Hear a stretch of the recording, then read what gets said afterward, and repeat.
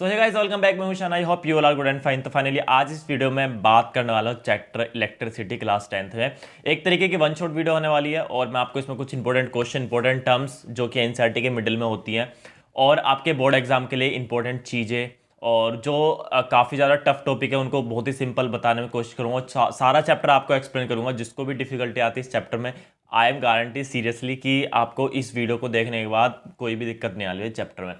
तो चलिए इस वीडियो को स्टार्ट करते हैं। तो गाइस, सबसे पहले हम बात करते हैं इलेक्ट्रिसिटी के बारे में कि इलेक्ट्रिसिटी है क्या। देखो, सिंपली भाषा में बताऊँ, अगर मैं बिजली और अगर इसको साइंस की भाषा में, फिजिक्स की भाषा में बोले तो इलेक्ट्रॉन्स या चार्जेस का चलना, इलेक्ट्रॉन्स का चलना ही इलेक्ट्रिसिटी है। ठीक है, ये आपको एक फिगर दिख रही है। इस फिगर में क्या हो रहा है, यहाँ पर कहीं पर बैटरी लगी है। तो बैटरी क्या करती है, इलेक्ट्रॉन को मूव कराती है। बैटरी क्या काम करती है, इलेक्ट्रॉन को पुश करती है, इलेक्ट्रॉन को मूव करती है। और जब इलेक्ट्रॉन मूव होते हैं तो वो मूव होते हैं तो वहाँ पर इलेक्ट्रिसिटी प्रोड्यूस होती है। मतलब अगर ये कोई वायर है, ठीक है, अगर ये कोई वायर है और इस वायर में इलेक्ट्रॉन चल रहे हैं बीच में, तो इलेक्ट्रॉन बीच में चलने का मतलब क्या है कि यहाँ पर इलेक्ट्रिसिटी कंडक्ट हो रही है। इलेक्ट्रॉन को हम चार्ज भी बोल सकते हैं, ठीक है। तो इलेक्ट्रॉन के अपोजिट डायरेक्शन में इलेक्ट्रिसिटी कंडक्ट होती है, तो करंट इस तरफ चलता है आई, ठीक है, अपोजिट डायरेक्शन में चलता है करंट। तो इलेक्ट्रिसिटी क्या है, अब the flow of the charges is called the electric current, और इलेक्ट्रिक करंट को हम इलेक्ट्रिसिटी बोलते हैं, ठीक है। तो बहुत ही सिंपल है। इलेक्ट्रिसिटी का एक बहुत ही बड़ा रोल है सोसाइटी के अंदर, और इलेक्ट्रिसिटी ना हो तो मतलब सारे काम रुक जाएंगे। इलेक्ट्रिसिटी, बिना इलेक्ट्रिसिटी के हम लाइफ इमेजिन ही नहीं कर पाएंगे, हम जी नहीं पाएंगे अच्छे से। हर आज के टाइम में मॉडर्नाइज हो चुका है, हर चीज़ इलेक्ट्रिसिटी बेस्ड हो गई। तो यार इलेक्ट्रिसिटी के बिना सब कुछ भी पॉसिबल नहीं। आप आराम से बैठे भैया, वेब सीरीज़ देखने का मन करा, कोई मूवी, भैया टीवी चला लिया, टीवी इलेक्ट्रिसिटी से चल रहा है, ठीक है। रिमोट में सेल डलते हैं, ठीक है, उससे सिग्नल पास होता है, तो वो इलेक्ट्रिसिटी की तरफ वजह से, ठीक है। ओके, आगे की बात करते हैं इलेक्ट्रिक करंट क्या। तो इलेक्ट्रिक करंट क्या है, आई, ठीक है। I is a electric current, और आई का फॉर्मूला होता है I equal to Q upon T, ठीक है। तो charge upon time, I equal to charge upon time, ठीक है। जितना ज़्यादा charge with respect to time, जितना ज़्यादा चार्ज चलेगा विद रेस्पेक्ट टू टाइम, वो होगा हमारा करंट। इसकी ऐसा यूनिट होती है एम्पियर, ठीक है। इसकी ऐसा यूनिट होती है एम्पियर, ठीक है। तो यहाँ पर अगर हमने बात करी कि फॉर्मूले के बारे में, तो हमारे पास ये फॉर्मूला है आई का। और मैं थोड़ी सी अपनी ये फ़ोटो को छोटी कर लेता हूँ, फिर आपको थोड़ा सा और अच्छे से क्लियर होगा, ठीक है। Okay okay. यहाँ पर हमने बात करी कि आई क्या है, क्यू बाई टी। और if a charge is flow, ठीक है, if a charge flow in A given time is called the current. तो करंट क्या है, चार्ज फ्लो करना, मैंने भी बताया था, मतलब एक गिवन टाइम, एक पर्टिकुलर समय में। ऐसा यूनिट ऑफ चार्ज क्या, कुलॉम, सी, डायरेक्ट आप सी लिख सकते हो। और ये नियरली इक्वल होता है 6 × 10⁻18 के इक्वल, ठीक है। और एम्पियर होती है इसकी ऐसा unit, as I already mention with you, ठीक है। ये थोड़ा सा यहाँ पर बात कर लेते हैं कि ये डायग्राम है, इलेक्ट्रिक सर्किट है ये पूरा। तो ये बैटरी होती है। अगर यहाँ पर ऐसे करके 2 3 लगे हैं तो ये बैटरी, और अगर खाली एक लगा हुआ है, ठीक है, अगर खाली एक लगा हुआ है तो ये क्या है, सेल, ठीक है, ठीक है। तो जैसे यहाँ बैटरी लगी, सेल लगा, तो यहाँ करंट चलना चालू हुआ, यहाँ पे करंट चला, यहाँ पे चला, यहाँ पे चला। ये एम मीटर है, ये करंट की रीडिंग को मापता है कि मतलब कितनी रीडिंग करंट की, 2 एम्पियर, 3 एम्पियर, 4 एम्पियर आ रही है। तो ये हमेशा सीरीज़ में लगता है, ठीक है। और अगर मैं वोल्ट मीटर लगाऊँ तो वोल्ट मीटर हमेशा पैरेलल में लगता है, हमेशा ध्यान रखना, वोल्ट मीटर पैरेलल में लगता है, क्योंकि इसमें हाई रेसिस्टेंस होता है, और हाई रेसिस्टेंस हमेशा पैरेलल में लगाया जाता है। अगर सीरीज़ में लग गया तो करंट फ्लो नहीं हो पाएगा। और हमेशा वोल्टेज पैरेलल में नापी जाती है, किसी चीज़ के बीच में नापी जाती है, इसलिए इसको पैरेलल में लगाया जाता है। ये के है, ये के मतलब की, ये की क्लोज्ड है, तो क्लोज का मतलब ये सर्किट कंप्लीट हो और बल्ब यहाँ पर ग्लो करना स्टार्ट हो जाएगा। ओके, एक नई टर्म कि माइक्रो एम्पियर में कितने होता है, 10⁻⁻6, मिली एम्पियर में होता है 10⁻⁻3। ये आपको याद करना जरूरी है, एग्जाम में जरूर आ जाता है, ठीक है। एग्जाम में ये चीज़ें मस्ट है। यहाँ पे एक न्यूमेरिकल है, न्यूमेरिकल में क्या कह रहा है कि करंट फ्लो कर रहा है 0.5 ampere drawn by the electric bulb 10 minute, ठीक है। तो 10 मिनट्स, तो मिनट्स है, इसको आवर में हमें चेंज करना जरूरी है। और अगर आवर में ना करो तो सेकंड में आप जरूर करो, सेकंड में आप चेंज कर सकते हो। तो यहाँ पर आप सिंपली एम्पियर और सेकंड और ये कुलाम, ठीक है, क्योंकि टाइम की ऐसा यूनिट हम सेकंड में लेते हैं मेनली। इसमें मैं टाइम स्टैम्प डाल दूंगा, जिससे आप हर एक टॉपिक को आसानी से पढ़ पाएंगे। टाइम स्टैम्प मैं अपलोड कर दूंगा। What do mean by current, ठीक है, इलेक्ट्रिक करंट, ऐसा यूनिट करंट, ये तीनों क्वेश्चन इंपॉर्टेंट है, जरूर ध्यान से आपको करके चलने हैं। नेक्स्ट चीज़ आई पोटेंशियल डिफरेंस। देखो मैं एक सिंपली भाषा में बता रहा हूँ पोटेंशियल डिफरेंस होता क्या, बिल्कुल सिंपल करूँगा, बिल्कुल सिंपल। देखो जब इलेक्ट्रिक सर्किट में हम बैटरी लगाते हैं तभी वहाँ पर बल्ब जलेगा, ठीक है। जब इलेक्ट्रिक सर्किट में हम बैटरी लगा देंगे तभी यहाँ पर बल्ब जलेगा। ये बैटरी का और करंट होगा तब बल्ब जलेगा, ठीक है, ये बात ध्यान रखो। करंट कब होगा, जब चार्ज फ्लो करेंगे। चार्ज फ्लो कौन कराएगा, ये बैटरी कराएगी। पोटेंशियल डिफरेंस, पोटेंशियल मतलब इलेक्ट्रिक पोटेंशियल, पोटेंशियल मतलब एक आपने देखा कि भाई इस लड़के में इतना पोटेंशियल है, कट जाएगा। पोटेंशियल मतलब उस पर कितना फोर्स लगा है किस चीज़ का। तो यहाँ पर चार्ज है, देखो यहाँ पर चार्ज है, यहाँ पर चार्ज है, ठीक है।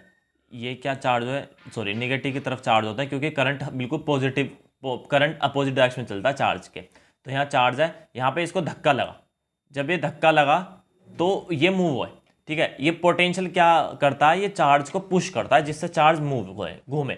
चार्ज का मूव होना ही पोटेंशियल डिफरेंस होता है, चार्ज का मूव होना ही करंट बोला जाता है, ठीक है। जितना पोटेंशियल डिफरेंस, यहाँ से चार्ज चला यहाँ गया, मतलब यहाँ पोटेंशियल डिफरेंस ज़्यादा, यहाँ कम, तो कम की ज़्यादा से कम की तरफ जाएगा, तो वही चीज़ होगा, ठीक है। तो यहाँ पे इलेक्ट्रिक पोटेंशियल का क्या मतलब है, एक सिंपली मैं बताऊँ कि इसको एक दो पॉइंट के बीच का डिफरेंस होगा, ठीक है। Current carrying the same current and the work done in moving a charge. इसको सिंपली भाषा में बताऊँ तो work done in moving a charge from one terminal to other terminal, work done moving a charge, ठीक है। इसलिए इसका formula W/Q है, work done in moving a charge, ठीक है, from one terminal to other terminal. इसकी ऐसा unit होती है वोल्टेज, ठीक है। यहाँ पे ये न्यूमेरिकल है, ये न्यूमेरिकल आपका वर्क पर है, वर्क इक्वल टू VQ, और V क्या आपका 12, ये 2, ये 24 जूल हो गया, ठीक है। सर्किट डायग्राम है, यहाँ पर कुछ इलेक्ट्रिक सेल है, ये सेल बोलते हैं इसे, बैटरी कॉम्बिनेशन ऑफ सेल, ये ओपन हो गया, ये क्लोज हो गया, ये वायर जॉइंट हो गया, सबसे मेन रेसिस्टेंस है, ठीक है। इसको एम्पियर, ये वोल्टेज, ये रेसिस्टेंस, रियोस्टेट हो गया, ठीक है। रियोस्टेट का क्या, वेरिएबल रेजिस्टेंस। रियोस्टेट क्या होता है कि मतलब हम रेजिस्टेंस को चेंज कर सकते हैं, बढ़ा सकते हैं, घटा भी सकते हैं। ओम्स लॉ बहुत इंपॉर्टेंट है, ओम्स लॉ। ओम्स लॉ मैं आपको एक चीज़ सिंपली बताता हूँ। ओम्स लॉ का मतलब, ओम्स लॉ क्या था कि जितनी ज़्यादा वोल्टेज लेगी उतना ज़्यादा करंट चलेगा, मतलब V is directly proportional to I। जितनी ज़्यादा वोल्टेज उतना ज़्यादा करंट। आप 2 वोल्ट की बैटरी लगाओ तो ज़्यादा करंट फ्लो करेगा, आप 3 वोल्ट की बैटरी लगाओ, आप 2 वोल्ट की लगाओ तो उतना ही ज़्यादा करंट हो जाएगा, 1 एम्पियर मान लिया। आपने 3 वोल्ट की लगाई तो ये 2 एम्पियर हो गया। मतलब जितना ज़्यादा आपने देखा, जितनी ज़्यादा बैटरी लगाते हो, जितना ज़्यादा सेल लगाते हो, गाड़ी उतनी तेज़ भगती है, रिमोट कंट्रोल वाली गाड़ी। तो उससे जितना ज़्यादा आपने वोल्टेज लगाया उतना ज़्यादा करंट, और जितना ज़्यादा करंट उतना तेज़ आपकी मोटर घूमेगी, बल्ब चलेगा, जो भी चीज़ आपको देखनी है। तो ओम्स लॉ स्टेट दैट, ठीक है, इसमें आपको यहाँ पर मिल जाएगी ओम्स लॉ की डेफिनेशन यार, यहीं कहीं, ठीक है, वरना मैं भी अपने पास से लिखवा दूंगा, कोई ऐसी छोटी बड़ी बात नहीं है। इसमें क्या कह रहा है कि potential difference V across the and metallic wire given circuit is directly proportional to the current flowing, या फिर it state that the potential difference across the circuit is directly proportional to the current flowing through it, ठीक है, at a given temperature. ये temperature जरूरत है क्योंकि temperature बढ़ता घटता तो उससे फ़र्क आ जाता है। तो मैं आपको थोड़ा सा यहाँ पे ये चीज़ क्लियर कर दूँ कि जितना ज़्यादा पोटेंशियल देखो ऊपर बढ़ा है उतना ज़्यादा करंट बढ़ा है। तो ये वाली जो लाइन है बीच की, इसे बोलते हैं रेजिस्टेंस, ठीक है, ये बोलते हैं रेजिस्टेंस। तो ये कहाँ से आया, देखो ये यहाँ से आया, V directly proportional to I है, और V directly proportional to I था, और डायरेक्टली प्रोपोर्शनल की जगह में कांस्टेंट लेते हैं, सभी को पता है, तो V इक्वल टू IR हो गया ये, ठीक है। और जब V इक्वल टू IR हो गया है तो ये R की जो वैल्यू हो जाएगी वो हो जाएगी V/I, ठीक है, R की वैल्यू हो जाएगी V/I, तो ये हो गया voltage upon I, voltage upon current. तो ये हो जाएगा V directly proportional to I, तो R की वैल्यू आ गई वोल्टेज अपॉन करंट, ठीक है। ये V/I, ये R हो गया हमारा रेसिस्टेंस, और रेसिस्टेंस की ऐसा यूनिट होती है हमारी ओम, ठीक है, ये बात ध्यान रखना। ये काफ़ी बार पूछा गया व्हाट इज 1 ओम। तो 1 ओम क्या होता है, V 1 वोल्ट अपॉन 1 एम्पियर, इसका अर्थ 1 वोल्ट, ठीक है।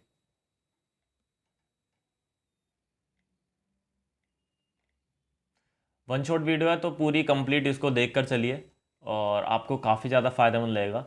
और यहाँ पर मैं फैक्टर डिपेंड ऑन रेजिस्टेंस थोड़ा सा क्लियर कर देता हूँ आपको, फिर मैं यहाँ पर थ्योरी।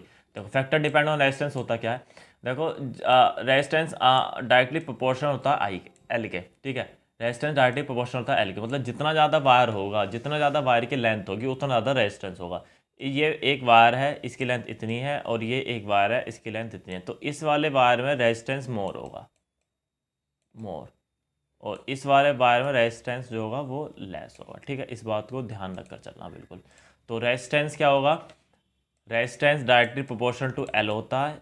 एक चीज़ हो रहा है, रेजिस्टेंस इन्वर्सली प्रोपोर्शनल होता है एरिया के, मतलब जितना ज़्यादा मोटा वायर होगा उतना ही कम रेजिस्टेंस होगा।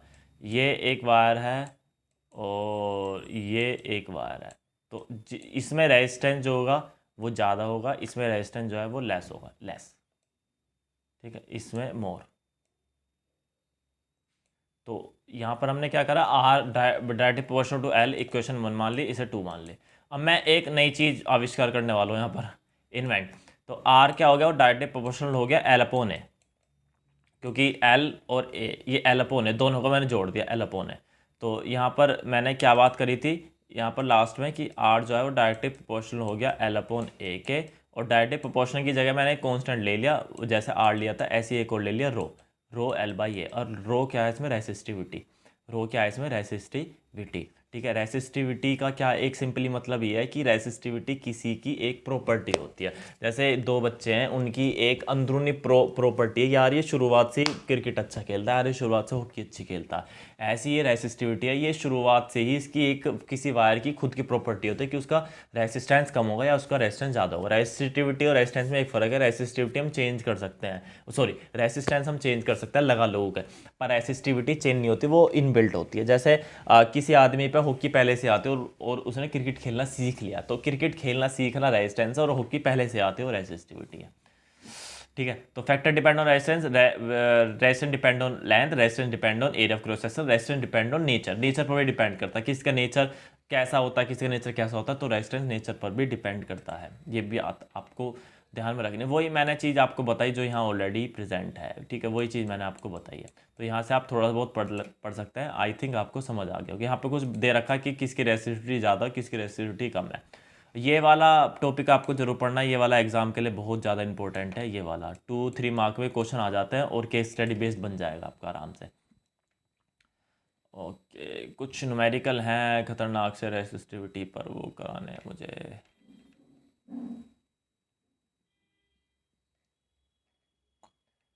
देखो अब आगे हम resistance of a system of resistor. देखो अब क्या आएगा, अब रेसिस्टेंस तो मुझे पता चल गया इस तरीके का होता है, ठीक है।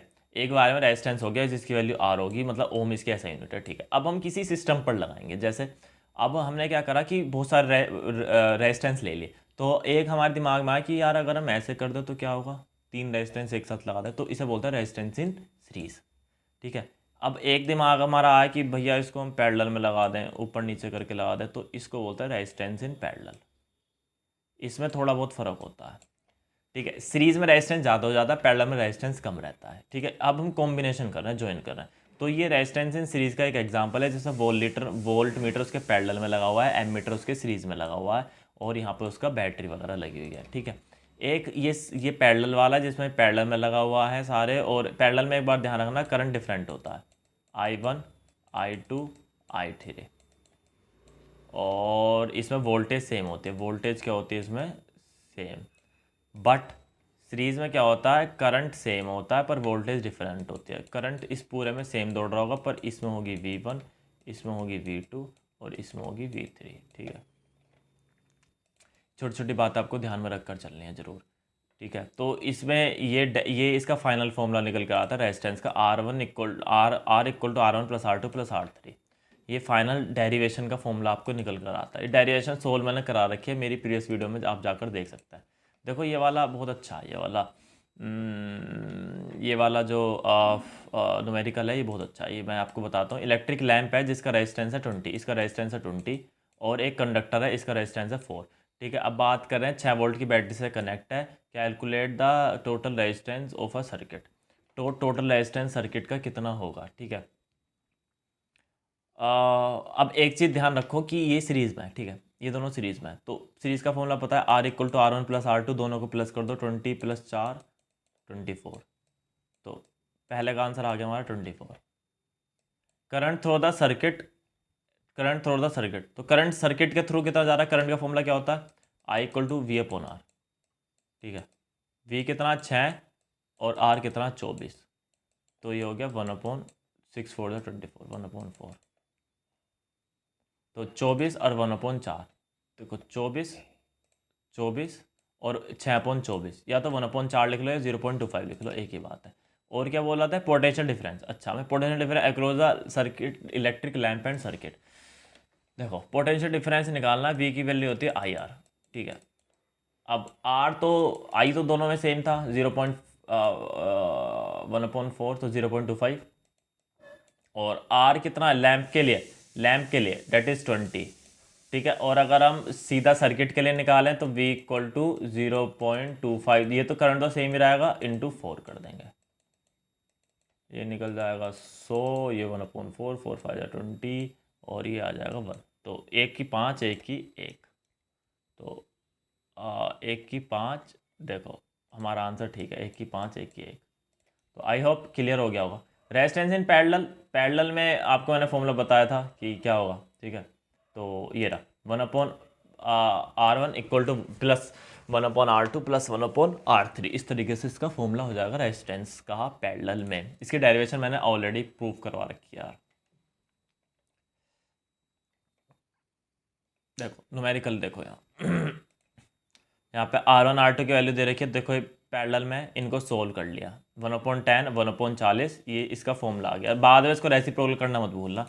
ये भी पैरेलल में है, ठीक है, ये भी पैरेलल में, ये इसको उठाकर साइड नहीं आ सकता, ये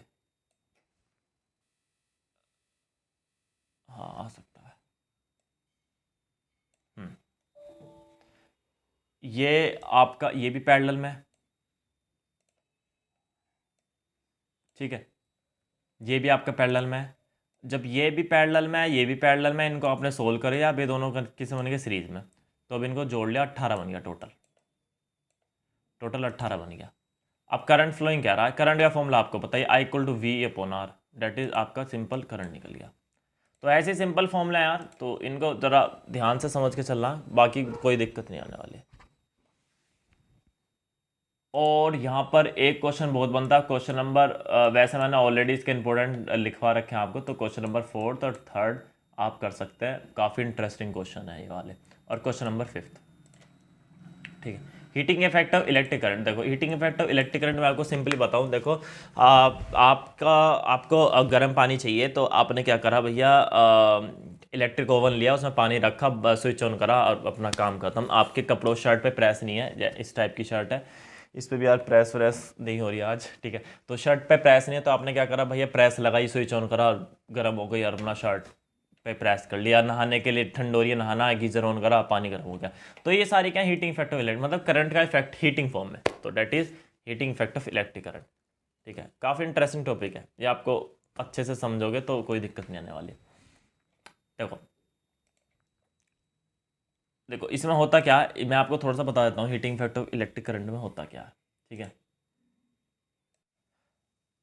ओके, तो इसमें बात करते हैं, देखो यहाँ पर रेजिस्टेंस होता है, ठीक है, और यहाँ पर क्या होता है, करंट।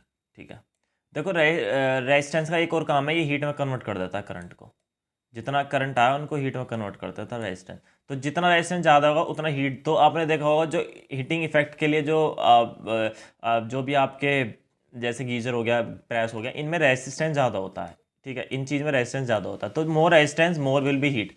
तो मैं आपको बताऊँ एक सिंपल फॉर्मूला, अगर आपको ड्राइव करना हो इसके लिए, तो यहाँ पर क्या होता है, एक आई करंट फ्लो कर रहा है रेजिस्टेंस आर से, और हमने पोटेंशियल डिफरेंस वी ले लिया टाइम टी के लिए, चार्ज क्यू फ्लो कर रहा है, और वर्क डन लग रहा है बिल्कुल चार्ज पर। और हम ये देख सकते हैं कि P इक्वल टू जो होता है वो V Q अपॉन टी होता है, और Q अपॉन टी को हम चार्ज लिख सकते हैं, तो ये हो गया P इक्वल टू वी आई। तो एक पावर का फॉर्मूला ये निकल गया यहाँ से, ठीक है, एक पावर का फॉर्मूला यहाँ से P इक्वल टू वी आई निकल गया। ये बहुत ही मेन फॉर्मूला साहब आपके न्यूमेरिकल्स में बिल्कुल यूज़ होगा ये वाला। अब बात करते हैं कि हीट की, हीट क्या, एनर्जी, एनर्जी क्या होता है, पावर इनटू टाइम, एनर्जी क्या होती है, पावर इनटू टाइम। तो एनर्जी को हम हीट ले सकते हैं क्योंकि हीट एनर्जी होती है, तो सॉरी यहाँ पावर आएगा, पावर ये नहीं होगा। तो पावर क्या थी, पावर क्या थी, वी आई, और टाइम टी, तो वी आई टी, ये हीट का फॉर्मूला हो गया, heat equal to V I T. और इसका दूसरा formula I square R T भी हम लिख सकते हैं ओम्स लॉ को यूज़ करके। वी को आई आर लिख दो, ठीक है। ये वाला क्वेश्चन अच्छा है बहुत, ये फर्स्ट वाला क्वेश्चन बहुत अच्छा है, और ये थर्ड वाला क्वेश्चन बहुत अच्छा है। इलेक्ट्रिक पावर क्या था, P equal to V I, भी मैंने बताया था आपको, और P equal to I square R, और ये आपका हो गया 1 किलोवाट आर। 1 किलोवाट आर क्या होता है आपका 3.6 इंटू 10⁻⁻6 जूल, ठीक है। जूल में हम कर लेते हैं 1 किलोवाट आर को। ये कुछ इनके न्यूमेरिकल है, और ये बिल्कुल सीधा वैल्यू मतलब पुट करो, आंसर मिल जाएगा आपको। ये वी हो गया, ये आई हो गया, दोनों को मल्टीप्लाई करा, वाट में आंसर आ जाएगा, ठीक है। सिंपली चीज़ है, कोई ऐसा बड़ी बात नहीं है। यहाँ पे मैंने कुछ इंपॉर्टेंट क्वेश्चन मैं आपको लगवा देता हूँ, ठीक है। ये 10, 11, 12, 14, ठीक है। और यहाँ पर ये 18वां क्वेश्चन काफ़ी इंपॉर्टेंट है, ये वाला तो 2019 में भी आया है, 2018 में भी आया है, ये तो बहुत अच्छा क्वेश्चन है। 15th 16th, ठीक है। तो ये हमारी पूरी एक इलेक्ट्रिसिटी की यार सीरीज़ थी, जिसमें मैंने आपको बताना चाह रहा था कि आप कैसे अपना चैप्टर कंप्लीट कर सकते हैं। और अगर आई होप वीडियो अच्छी लगी है तो लाइक ज़रूर करें, और अगर आपको ऐसी वीडियोस चाहिए तो एक बार कमेंट में ज़रूर बताएं, लाइक करें, शेयर करें, चैनल पर अगर नहीं हो तो सब्सक्राइब करें। जल्द मिलते हैं आपसे नेक्स्ट वीडियो में। Thank you so much, bye, take care, goodbye, bye bye bye bye bye bye.